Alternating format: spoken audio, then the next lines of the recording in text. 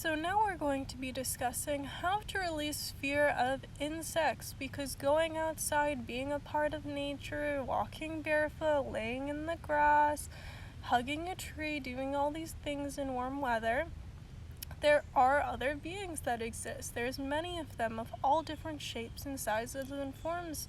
Know that they are not created to hurt you, and as long as you're in balance and in your harmony, you will not be hurt as long as you're sending love, as long as you found your center.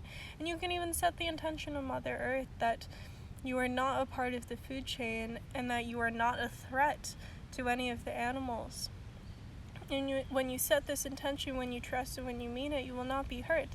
But how to get over the fear of even being touched in general? Like, for instance, I don't mind if an ant walks on my foot and uses it as a bridge, or if, a fly lands on me or any of these things. I don't even mind touching a cockroach even. And at first, a few years ago, I did mind, but I was able to release that fear. So how was I able to do that? First, I had to realize my body and all our bodies were made of organic matter, were made of Mother Earth. The same as rocks, as trees, as all beings of nature. And we have to remember, we do not own our bodies. We are temporarily occupying them. Our soul and spirit's temporarily occupying them.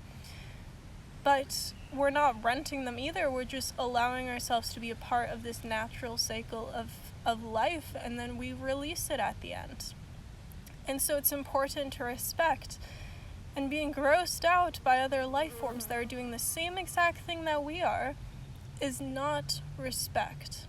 And so it's realizing that the same way that all insects of life have the right to climb on nature, to climb on the trees, even on the animals, they also have the same right to us.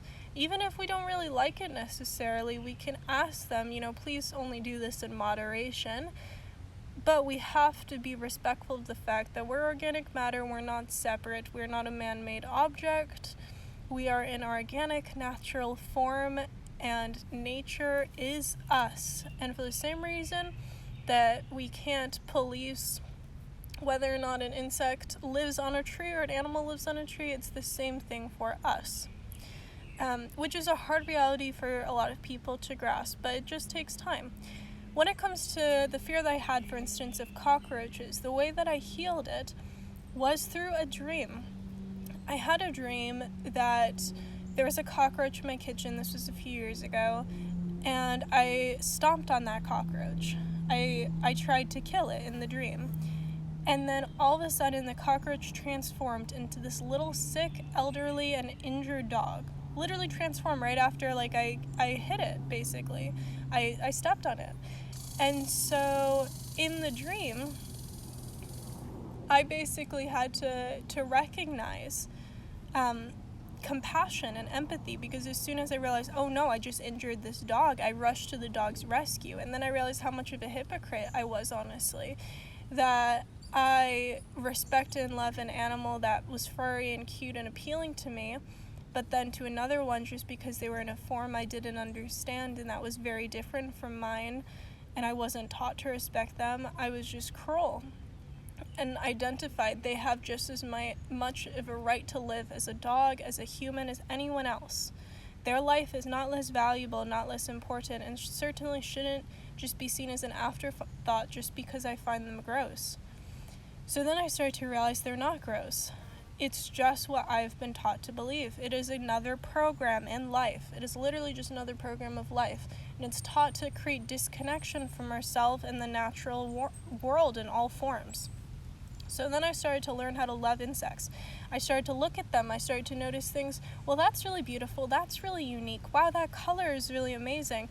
Wow, it must be really incredible to have that many eyes to see, have that many legs to feel, be able to see and experience and feel the world in a new and unique way that's different from us.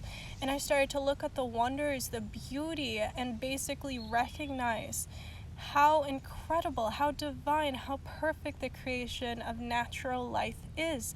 Instead of viewing it gross or being afraid, I started realizing how incredible it is, how much of a miracle it is. And from this, I was able to learn how to respect, to be kind, to feel where I'm walking, to be present, that if there's an insect, if there is a trapped little small being on the road, that I can help them cross to the other side, of course gently and respectfully, and communicating with them. And now I don't view my life, any human life, any animal life, any insect life, any life to be more important than another, because they're all part of the divinity of balance, and we have to respect all life. This includes ourselves, this includes nature. But we are not separate from nature. We are nature. We are nature.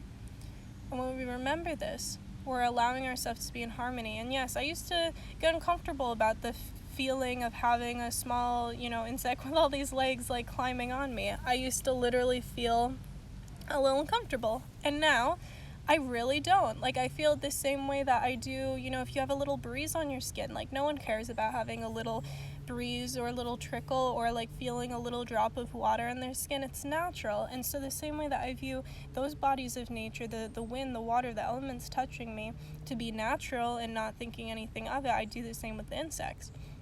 Now, if they're doing something that I genuinely find a bit uncomfortable, I just go into my heart center and I just kindly ask, can you please leave and move on? Or I will just help guide them with my hands or with a little piece of nature, just to help guide them off of me without being too scary or too quick, to be patient and slow and respectful. It's very important.